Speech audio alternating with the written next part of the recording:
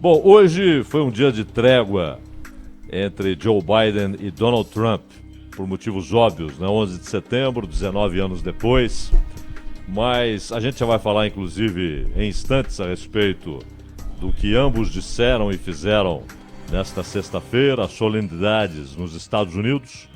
Todos os anos há, claro, solenidades em memória daqueles que morreram nos ataques de 11 de setembro de 2001. Mas durante a semana o clima foi o que tem sido normal, né? Tenso, quente, de acusações de lado a lado.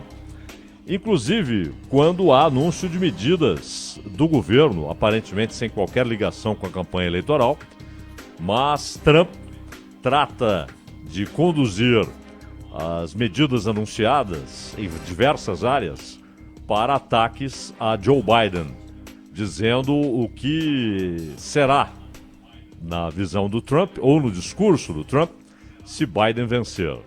E Biden, por sua vez, também trata cada medida da Casa Branca como algo desastroso, que deve ser revisto e que será, se ele for eleito presidente dos Estados Unidos na eleição marcada para dia 3 de novembro. E nesta semana houve um anúncio do governo dos Estados Unidos anunciando a revogação do visto de mais de 1.000 estudantes chineses. A medida foi tomada com base numa proclamação presidencial assinada em maio pelo Trump, mas só agora entrando em vigor, tornando praticamente impossível para alguns estudantes chineses de determinadas áreas o visto para estudarem ou trabalharem nos Estados Unidos. Então essa proclamação de maio já falava no impedimento da entrada de chineses considerados riscos à segurança.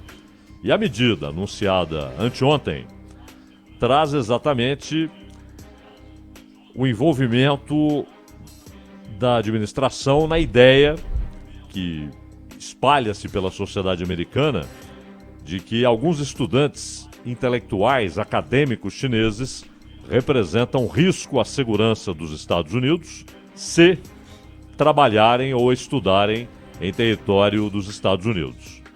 Lá em maio, o que o Trump falou? Ele disse que estudantes e pesquisadores chineses estavam sendo usados na campanha de Pequim para adquirir tecnologias e propriedade intelectual dos Estados Unidos. Ou seja, eles eram usados para o roubo de tecnologia e de propriedade intelectual, tanto na área industrial quanto na área militar. O chefe interino do Departamento de Segurança Interna dos Estados Unidos, Chad Wolf, falou que a revogação dos vistos vale para certos estudantes de graduação e pesquisadores chineses ligados à estratégia militar da China. Então, não atinge o estudante chinês ou o acadêmico chinês ou o pesquisador chinês da área de sociologia ou de filosofia ou de história, mas aqueles ligados à tecnologia e mais à estratégia militar e aquilo que poderia ser considerado segredo de Estado.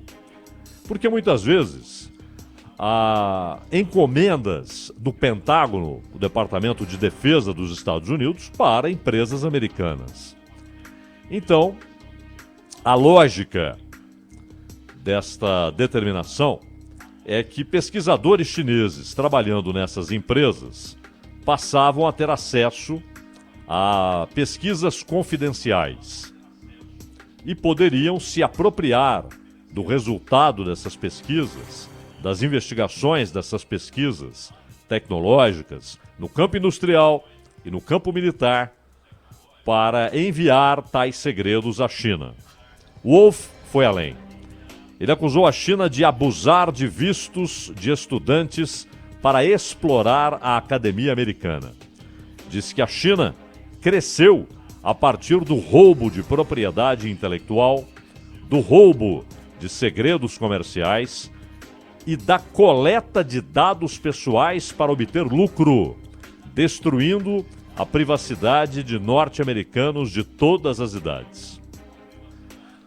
Uma informação da agência Reuters indica que cerca de 360 mil cidadãos chineses frequentam escolas e universidades nos Estados Unidos. Cerca de 360 mil.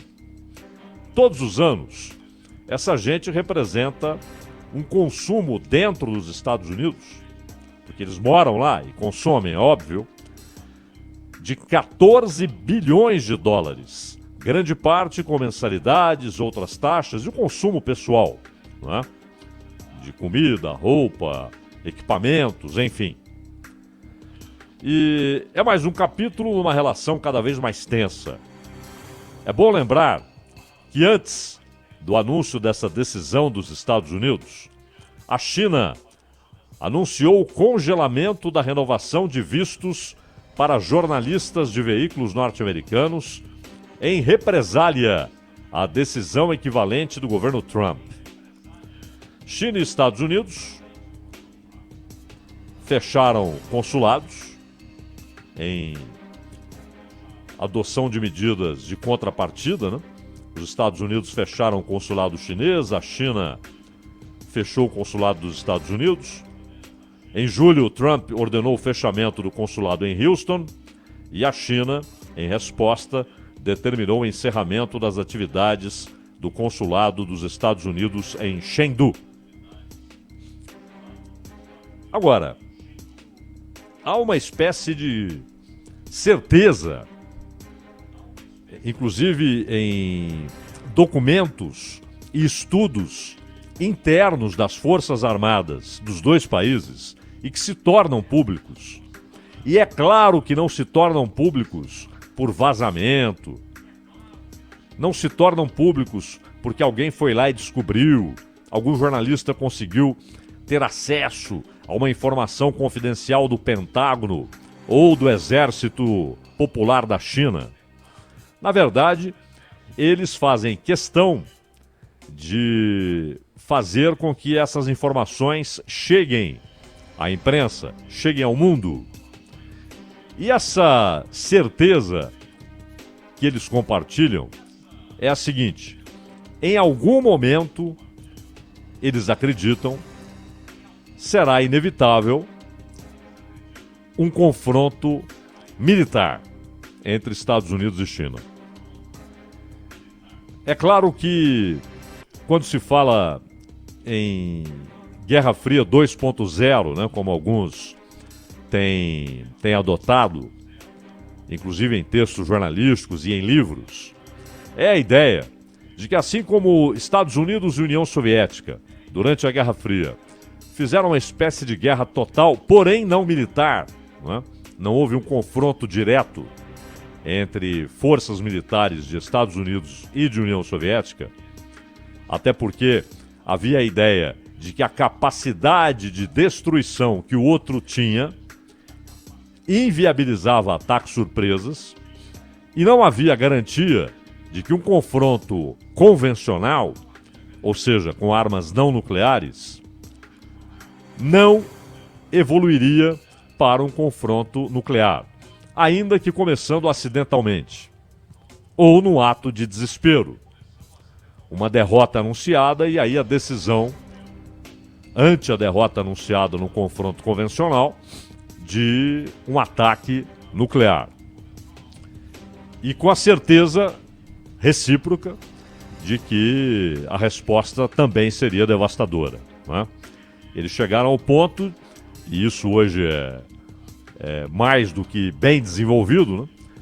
Se um míssil é disparado da Rússia, do território russo, um míssil intercontinental, estratégico, capaz de voar mais de 5 mil quilômetros, imediatamente, antes mesmo desse míssil se aproximar do alvo, o sistema de defesa nos Estados Unidos já é acionado e já sai a resposta, também óbvio, em forma de míssil. seja de um silo, seja de um submarino, seja de um bombardeiro. Então, isso levou Estados Unidos e União Soviética a evitarem qualquer risco de um confronto militar. Mas se enfrentavam em diversas áreas, né? Pesquisa espacial, inclusive com finalidade militar.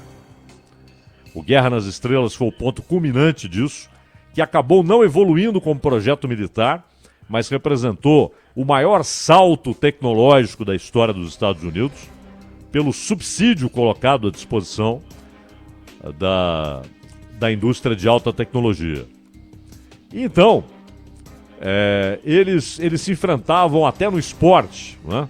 Um jogo de xadrez pelo título mundial ganhava ares de confronto entre as duas superpotências de então. Na área científica, na área médica, na literatura, na influência política, sobretudo, no estabelecimento de áreas de influência, era um mundo mais lógico, não é? Bipolarizado. E o que havia como opção era aquele movimento de países não alinhados, que a rigor só tinha um de fato não alinhado, que era a Iugoslávia, expulsa do Comintern pela União Soviética, pelo Stalin, em 49, quando ele começa a tratar o Tito como revisionista, expulsa a Iugoslávia do Comintern. E, ao mesmo tempo, a Iugoslávia nem por isso se aproximou dos Estados Unidos. Mesmo a China, num primeiro momento aliada da União Soviética, depois entra em confronto com a União Soviética e se aproxima dos Estados Unidos. A Índia, que se declarava não alinhada, mas claramente era muito mais próxima da União Soviética, nos tempos da Indira Gandhi, por exemplo. O Brasil, que se declarava não alinhado, mas era, obviamente, muito mais próximo dos Estados Unidos do que da União Soviética. Então, não alinhado mesmo era só a Iugoslávia. Essa tal Guerra Fria 2.0 entre China e Estados Unidos, ela tem alguns aspectos semelhantes. Disputa por áreas de influência, enfrentamentos tecnológicos, disputa na área científica, inclusive espacial. A China deu saltos monumentais em pesquisa espacial, já se tornou uma potência nessa área muito rapidamente. E, claro, no campo militar, né? Só que a China tem uma capacidade militar que ainda é muito regional, extraordinariamente forte na sua área de influência, mas não como potência militar global, como era a União Soviética e como são os Estados Unidos. E nesta disputa eleitoral, o Trump tem acelerado o processo de acirramento, de confronto, porque ele enxerga que os embates com a China, no discurso interno, no discurso eleitoral, é um argumento que ele usa para dizer, olha, se o Biden vencer, a China não terá mais problemas com os Estados Unidos. Não com o povo americano, não com a indústria americana, mas com o governo americano, não terá. Em compensação, voltará, aí entra a linguagem típica do Trump, dizendo que a China dominará a indústria americana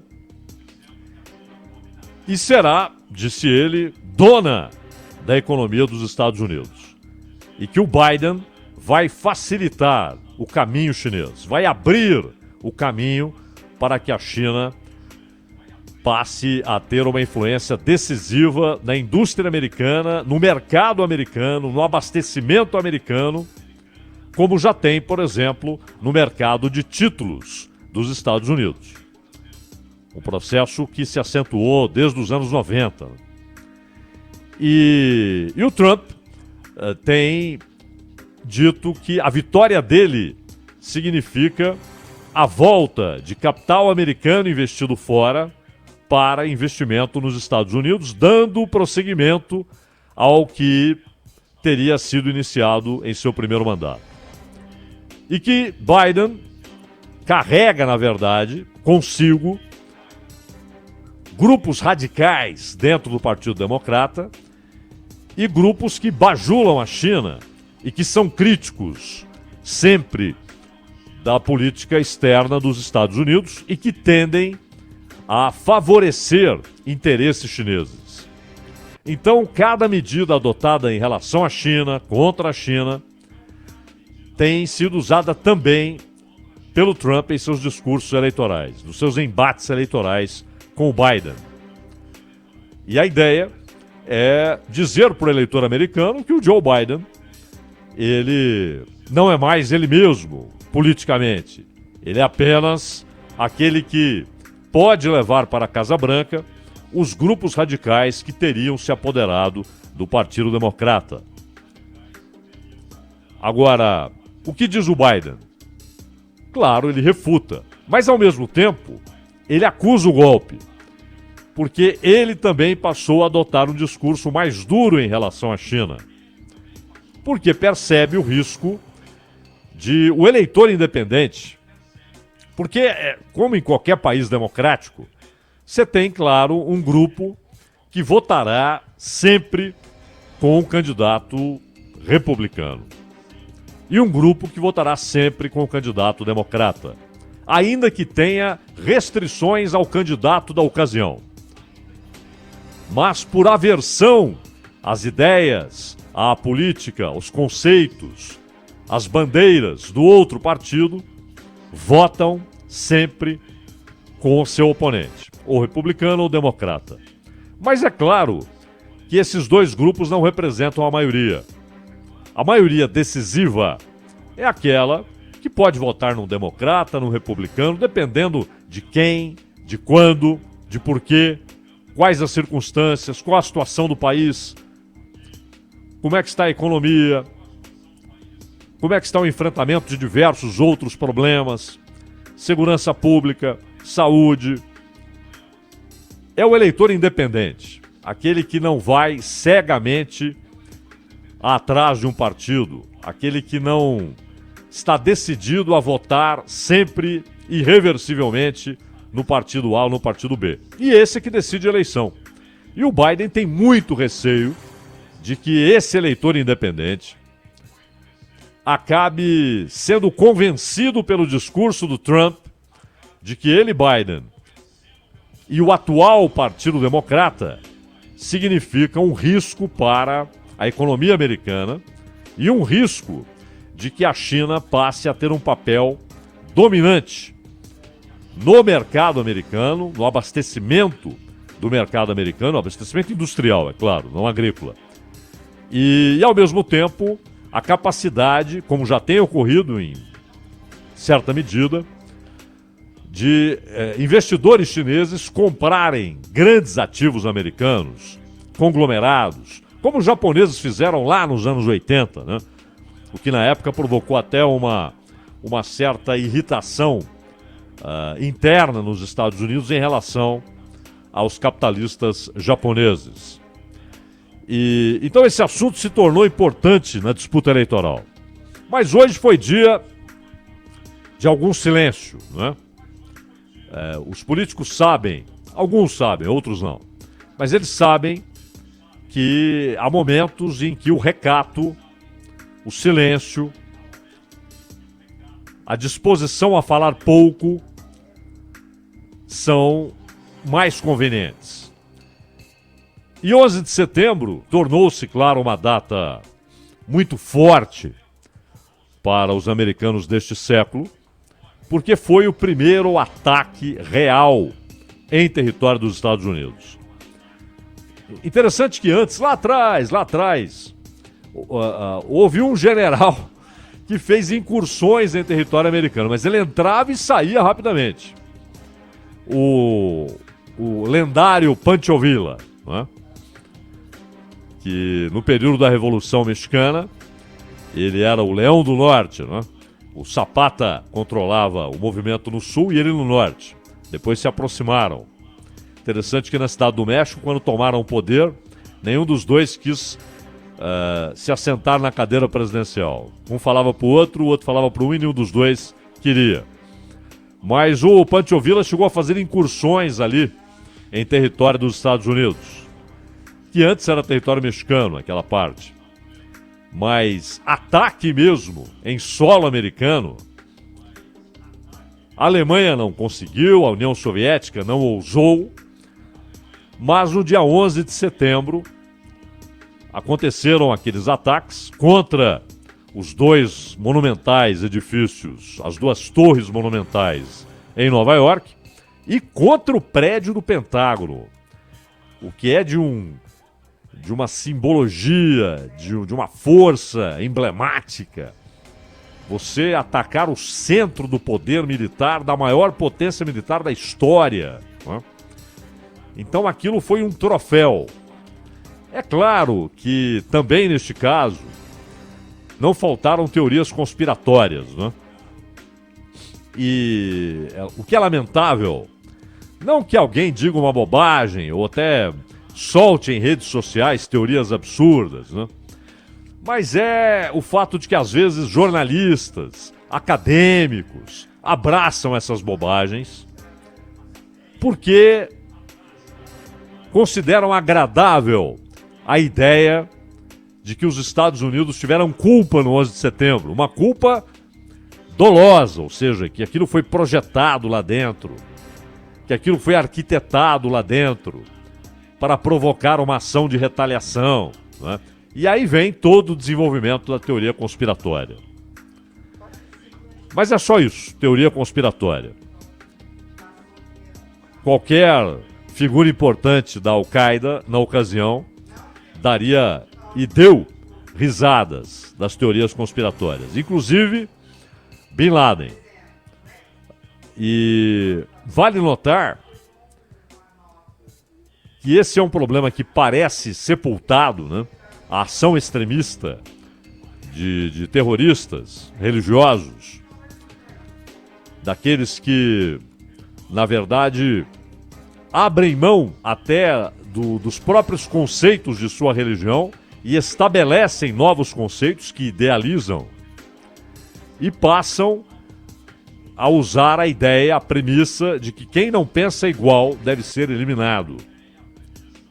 E que o mundo deve ser uniformizado, homogeneizado dentro daquelas ideias que eles idealizam. E que qualquer resistência dentro da sua própria religião deve ser extirpada. As maiores vítimas da Al-Qaeda na história são muçulmanos. As maiores vítimas do Estado Islâmico, de longe, são os muçulmanos. Então, embora, claro, eles tenham matado cristãos, tenham matado por diferenças religiosas e até étnicas em alguns casos, né? Mas o fato é que houve uma reação muito forte, primeiro militar, com o ataque ao Afeganistão, porque já havia a informação de que Bin Laden estava no Afeganistão, porque ele era casado com uma das filhas do Mullah Omar, né? Que era o principal líder do Talibã. Daí o ataque ao Afeganistão, que apeou o Talibã do poder, inclusive. O Talibã dominava 90% do território afegão, só não dominava o norte, um trecho do norte do Afeganistão. E houve o ataque ao Iraque, como se sabe, aí a história das armas químicas e tal, que o Saddam Hussein de fato tinha nos anos 80. E isso foi usado como argumento depois. Nos anos 80 ele tinha e usou. Usou contra os xiitas, contra iraquianos xiitas. Usou contra os curdos. Então ele usou e usou contra o Irã, na guerra de 8 anos entre Irã e Iraque. Né? Mas o fato é que as respostas no campo da inteligência foram formidáveis. Eles conseguiram descobrir as rotas do dinheiro, de abastecimento financeiro, de financiamento de grupos radicais. Conseguiram colocar agentes, espiões dentro desses movimentos e os atentados foram ficando raros, se tornaram raros, ocasionais. Ainda ocorrem, muitas vezes, no Iraque, na Síria, mas aí não ganham muitas manchetes. Na África, não é só na Ásia, não, também na África. no Quênia, no Mali, no Sudão. Só que aí, infelizmente, a imprensa ocidental dá pouco destaque, né? Então morrem 50 pessoas num atentado no Mali, e aquilo, às vezes, entra ali na página de internacional do jornal, num cantinho lá embaixo, né? E às vezes um acidente automobilístico em Londres ganha o alto da página. Então, de fato, há pesos diferentes, medidas diferentes também na imprensa ocidental. Mas os atentados em grande escala, aqueles que exatamente para conseguirem chamar a atenção, são realizados nas grandes capitais europeias, Paris, Londres. Esses atentados hoje estão mais difíceis, há muito mais dificuldade para executar um atentado como esse. Tanto que o que tem ocorrido ultimamente é atentado, e também esses estão se tornando mais raros, com veículos, né? Atropelamentos. O sujeito vem num furgão, num caminhão e atropela, matando 10, 20 pessoas. Ou alguém sai com uma faca, atacando aleatoriamente pessoas numa rua de Londres ou de Paris, né? Mas os grandes atentados estão adormecidos. E é claro que isso é resultado de um trabalho muito eficiente de inteligência e da capacidade de sufocar em grande medida o financiamento desses grupos, desses movimentos, né? E agora, como sempre, 11 de setembro é lembrado, Trump deixou de lado hoje a retórica frequentemente agressiva e falou em patriotismo, em unidade nacional, falou em cidadãos das religiões, das origens, das cores, das crenças, que se uniram, rezaram juntos, ficaram de luto juntos e que juntos reconstruíram aquele pedaço de Nova York. E ele disse que neste dia, 11 de setembro, os Estados Unidos se unem como nação. E Trump disse que os Estados Unidos nunca encerrarão a busca pelos terroristas que ameaçam seu povo. E destacou a morte do Abu Bakr al-Baghdadi, o líder do Estado Islâmico, e também citou Qassem Soleimani, o general iraniano. O Biden, que tem acelerado as viagens eleitorais depois de permanecer semanas na sua casa em Delaware, o Trump até encheu a paciência, dizendo: o Biden se escondeu no armário, nada tira mais o Biden do armário, que ele passou semanas na casa dele em Delaware, por causa da pandemia do coronavírus. O Biden participou da cerimônia que recordou as vítimas dos ataques em Nova York, onde morreram 2.700, pelo menos, né, 2.700, das cerca de 3.000 vítimas. Mike Pence, o vice de Trump, também foi para Nova York, onde cumprimentou o Biden, cumprimento dos tempos de pandemia, né? Cotovelo com cotovelo. E os dois assistiram lado a lado, cada um com sua esposa ali, permaneceram de pé a poucos metros de distância. Biden disse: não vou falar nada que não seja sobre 11 de setembro. Retiramos toda a publicidade eleitoral hoje. É um dia solene. Vamos manter assim. E, de todo modo, esse silêncio dura apenas até amanhã, não é? Porque os ataques têm sido pesados de lado a lado. E o Trump, claro, com a sua obsessão por escrever em redes sociais, e o texto dele é facilmente identificado, né? Não há grande esforço para se identificar o texto do Trump. Ele é identificável já nas primeiras linhas, né? Então não é um assessor que escreve. Há coisas, quando sai lá, que é a Casa Branca no Twitter, ali é a Casa Branca, ali é assessor. Mas Donald Trump, ele não abre mão. Não é filho, não é sobrinho, é ele mesmo quem escreve ali. E ele tem acelerado e intensificado os ataques a Biden, a Kamala Harris, agora também a Barack Obama. Diz que o Obama teve sorte de não enfrentá-lo numa eleição, e atacando também aqueles que o atacam também com uma frequência panfletária, né? Caso do Washington Post.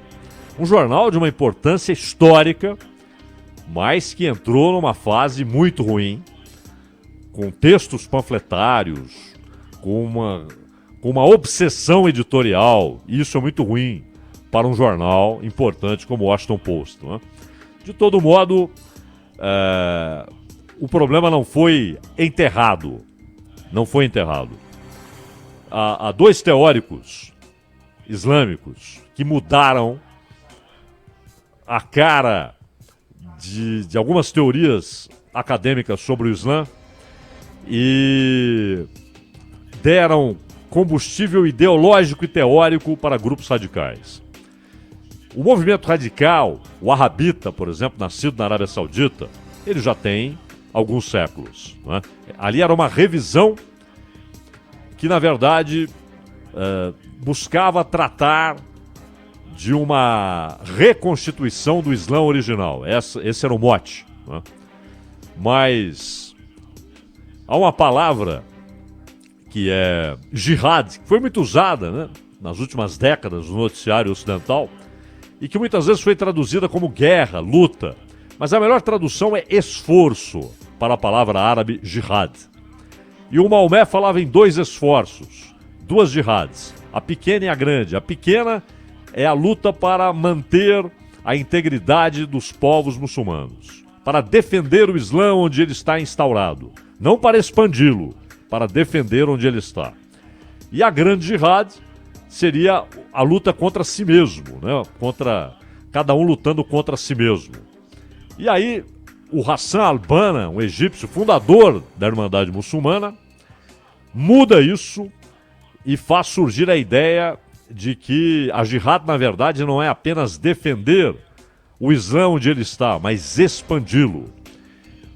Ele foi morto pela monarquia egípcia, aí vem o movimento republicano com Nasser, apoiado pelo Said Qutb, e o Qutb se torna então o mais influente dos ideólogos dos grupos radicais. Inclusive, o irmão dele foi professor de Osama Bin Laden, né, com as teorias de Qutb. Qutb foi morto pelo Nasser, que ele havia apoiado lá atrás na Revolução Republicana.